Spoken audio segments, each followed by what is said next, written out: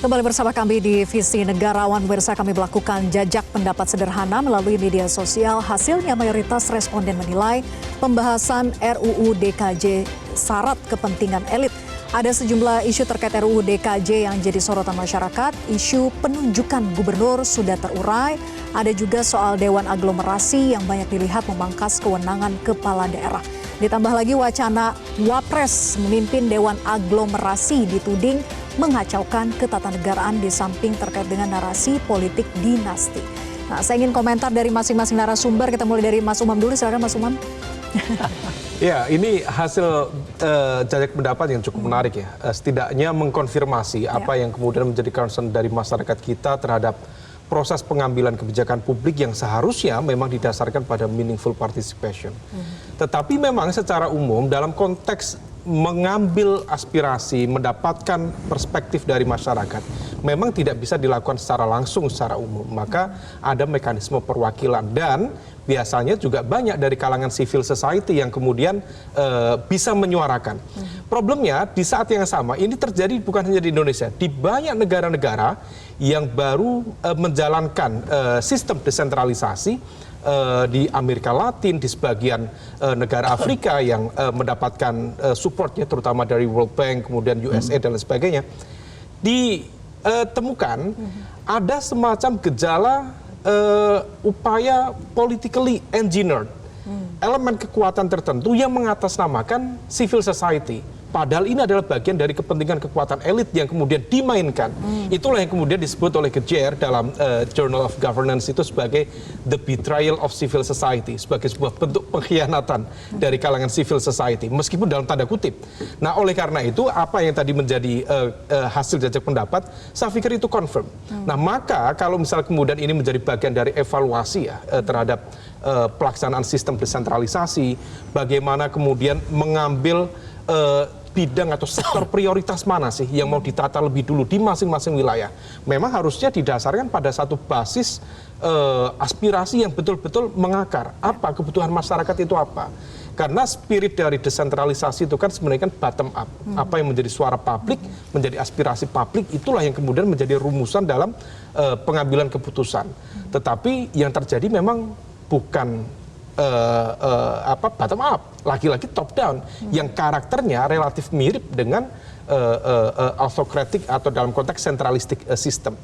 Dan di saat yang sama beberapa pendekatan ya, sebenarnya pemerintah sudah cukup banyak melakukan sejumlah upaya inovasi perbaikan melalui e-government, kemudian let's say e-procurement dan lain sebagainya. Tetapi rasa-rasanya memang sebagian masyarakat kita itu punya tingkat kreativitas yang di atas rata-rata. Sehingga e-government sendiri pun termasuk e-procurement sendiri pun dalam tanda kutip bisa juga diakali. Sistemnya bisa juga diakali. Kan ada termasuk man behind the system. Man behind the system, man behind the gun. OSS dalam konteks licensing, perizinan, itu kan konteksnya kan menghadirkan sebuah keterbukaan dalam proses perizinan. Online single submission, tetapi dalam praktiknya itu banyak sekali. Misal di daerah ya yang kita temukan itu ada saja alasannya, mulai dari internet tidak berjalan, Hambatan yang dibuat-buat begitu ya? Hambatan dibuat-buat. Akhirnya kemudian mereka yang harus mengajukan proses itu datang juga, akhirnya face to face transactionalism lagi. Nah, ini yang kemudian cukup banyak memang kompleksitas itu, tetapi apa yang menjadi temuan tadi, rasa-rasanya itu cukup bisa menjadi sebuah basis evaluasi yang cukup kredibel terhadap pelaksanaan desentralisasi di Indonesia saat ini dan ke depan. Oke, Prof. Jo menambahkan mungkin akal-akalan otak-atik yang direncanakan bersama begitu. Iya. Itu terjadi. Jadi kalau dalam misalnya ini ada dua tahap ya, satu proses legislasi, yang kedua proses implementasi dari kebijakan. Jadi kalau proses legislasi itu kan juga bisa ada kepentingan-kepentingan tertentu yang masuk ke dalam pembuatan aturan perundang-undangan itu. Jadi kasus DKJ lah misalnya begitu ya. Apakah ya betul Dewan Kawasan Aglomerasi mesti wapres. Ya, padahal wapres itu kan sudah dipatok di konstitusi. Jadi dia membantu seorang presiden. Jadi kewenangannya berdasarkan delegatif dari presiden. Tapi kalau diplot langsung di dalam undang-undang itu kan berarti mengambil kewenangan presiden. Nah, tapi itu sudah diluruskan, saya lihat tuh draftnya sudah berubah. Jadi draft yang terakhir itu sudah diserahkan penetapan dewan, ketua dewan dan anggota kepada presiden. Jadi itu sudah going on the right track lah, jadi udah aman. Tapi dalam implementasi kembali ini, soalnya implementasi kan evil is in the detail. Nah, ketika diimplementasikan, misalnya tadi procurement, soal-soal penganggaran, soal-soal perencanaan, itu bisa terjadi saja manipulasi-manipulasi. Nah, jadi kalau selalu kita bangun, ada celahnya begitu ya? Selalu ada celah. Jadi sudah kita kawal betul. Banyak kepala daerah mengeluh tuh kalau diskusi sama saya. Udah dikawal baik-baik, birokrasinya udah dididik, disekolahkan, sistemnya dibangun, digitalisasi.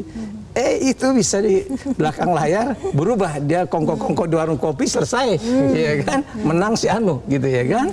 Nah, dalam soal tender. Lobby-lobby itu yang terjadi ya? Nah, itu yang tidak mudah itu. Indonesia ini kan jago otak-atik, ya kan? Nah, itu perlu ada pemikiran untuk evaluasi lah. Oke, Pak Andrinov setuju perlu ada evaluasi? Saya mungkin ini agak ke pandangan alternatif ya. Dalam membuat kebijakan publik yang kelasnya itu rumit, ya, kompleks, itu desentralisasi politik atau partisipasi politik itu juga bukan solusi. Sama halnya dengan ketika diberikan kepada segelintir elit. Ya. Cara yang wajar dalam proses kebijakan atau pendekatan demokratik memang biarkanlah para pakar bertengkar sehabis-habisnya. Dan semua harus mendengar itu. Ya, bukan dengan sudah jelas kalau itu menjadi diselesaikan oleh segelintir orang yang kita juga tidak tahu kadang-kadang, ya, atau setengah-setengah sembunyi. Dan juga bukan dengan seperti melakukan dengan meminta jajak pendapat, ya, bersumberkan pada jajak pendapat masyarakat awam, ya. Bukan kita ingin merendahkan masyarakat, bukan, tetapi ini kriteria dalam membuat satu solusi kebijakan. Proses teknokratik itu yang harus dijalankan. Nah, dalam proses teknokratik ya bertemulah pakar-pakar, ya, dari berbagai bidang, duduk bersama-sama dalam kerangka pemikiran yang holistik, yang komprehensif, dan itu yang harus didengar oleh para elit, ya. Nggak bisa berdasarkan aspirasi masyarakat, karena itu jadinya juga politis juga, ya. Itu nanti diatasnamakan tuntutan masyarakat dari wilayah ini, kelompok ini, padahal itu belum tentu untuk solusi kepentingan lebih besar, kepentingan orang banyak, ya. Nah, ini yang sering dilupakan, ya, termasuk di tingkat pusat, termasuk di tingkat daerah. Peranan atau proses teknokratik ini sering sekali diabaikan, dikalahkan oleh proses politik, baik yang populis maupun yang elitis. Nah, oleh karena itu ini sering saya ingatkan, kita untuk salah satu pendekatan teknokratik itu adalah salah satu cara untuk menjaga kualitas politik, mau yang populis atau mau yang cenderungnya ke elitis gitu. Inilah yang perlu kita perhatikan. Ya, ini bicara tentang aglomerasi, itu isu yang rumit, kompleks, nggak bisa ditanyakan di pinggir jalan, dimintakan pendapat orang di pinggir jalan gitu, yang dia sibuk dengan urusan kesehariannya. Sama dengan ketika kita debat soal IKN, minta lakukan jajak pendapat, nggak bisa. Boleh sampai ke tahap itu ketika para pakar ini sudah mencapai pandangan yang kulminatif, ya, lalu itu disosialisasikan. Tapi Pak Adri setuju tidak tadi dikatakan oleh Prof Jo bahwa ada saja celah-celah yang nanti akan dimainkan walaupun secara aturan sudah aman sebetulnya. Ya, isu itulah yang itu adalah problem-problem yang harus kita cegah. Cara mencegahnya itu adalah kuatkan pendekatan teknokratik. Itu tadi. Nah, unsur dari pendekatan demokratik itu adalah, ya, bicarakan secara terbuka, secara akademik, secara logis, secara rasional. Sampailah pada kesimpulan itu yang harus kita ingatkan kepada elit-elit politik, kepada calon pemimpin, dan kepada yang sedang berkuasa. Begitu. Nah, kita juga melakukan jajak pendapat serupa yang menghasilkan mayoritas responden memilih setuju pemerintahan otokratis namun efektif dibandingkan pemerintahan demokratis namun rumit. Waduh, Mas Umam, ini Mengejutkan tidak hasil polling? Ini agak unik ya, karena bagaimanapun juga, saya juga sempat berdiskusi, ada salah seorang profesor dari Cheng Kung National University di Taiwan, kemarin berkunjung ke universitas kami di Paramadina, Prof. Sung namanya.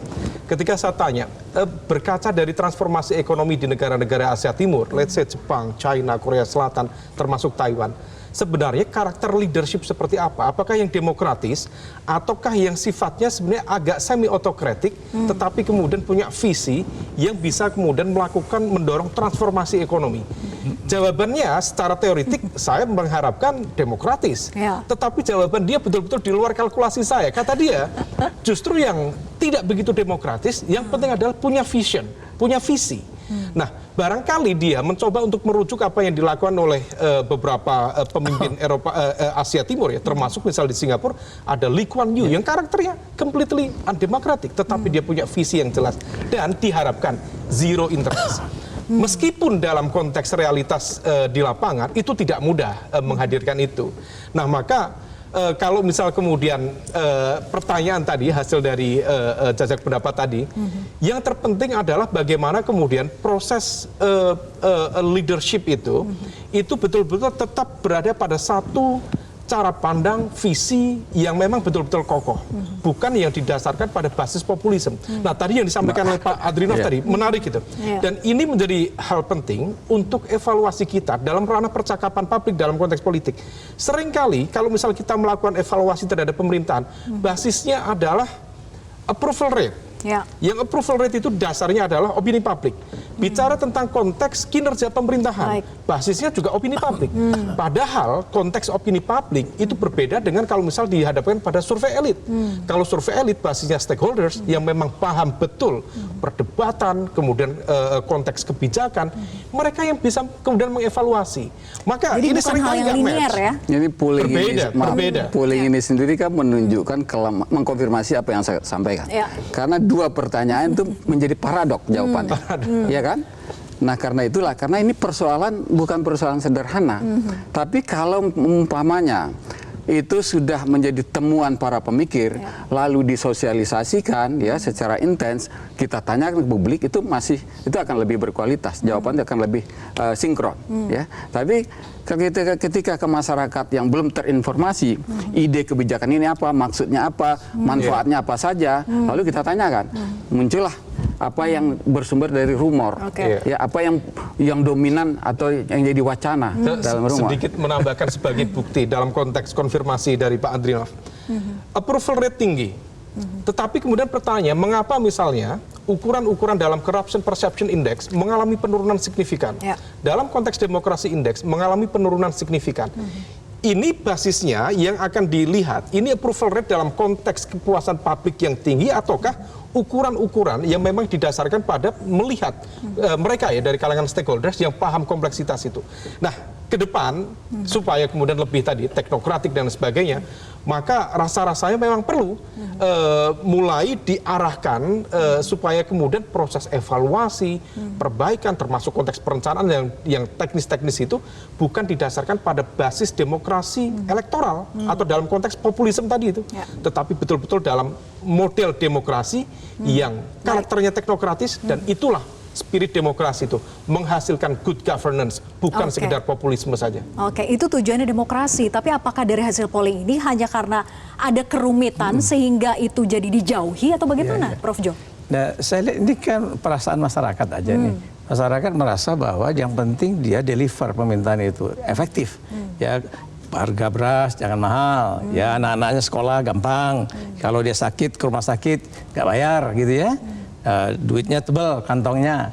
Nah, itu artinya pemerintahan yang dia tidak peduli itu mau demokratis, mau otokratis, tidak peduli. Termasuk tadi mau desentralisasi atau tidak. Ya masyarakat ya. Tapi kita kan membangun satu sistem pemerintahan yang baik. Sistem pemerintahan yang baik itu yang mana? Yang demokratis kalau saya, tapi efektif dan tidak rumit. Nah, Indonesia ini pemerintahan demokratisnya rumit. Nah, itu sistem pemilunya rumit, ya sistem kepartaiannya kagak beres-beres, ya itu yang harus dibenahi. Pilkadanya juga seperti itu, penuh trouble. Ya, ada politik uang, ada politik dinasti. Nah, itu membuat masyarakat merasa ini rumit dan nggak ada manfaatnya juga, hasilnya nanti korupsi. Nah, oleh karena itu mungkin yang harus kita idealkan, bangunlah sistem pemerintahan demokratis tapi efektif. Jadi bukan otokratis, itu harus kita jauhi. Sebab otoritarian itu akan sangat membahayakan kehidupan kebangsaan, kehidupan pemerintahan dan kerakyatan kita. Itu Mbak Vera. Oke. Jelajahi cara baru mendapatkan informasi. Download Metro TV Extend sekarang.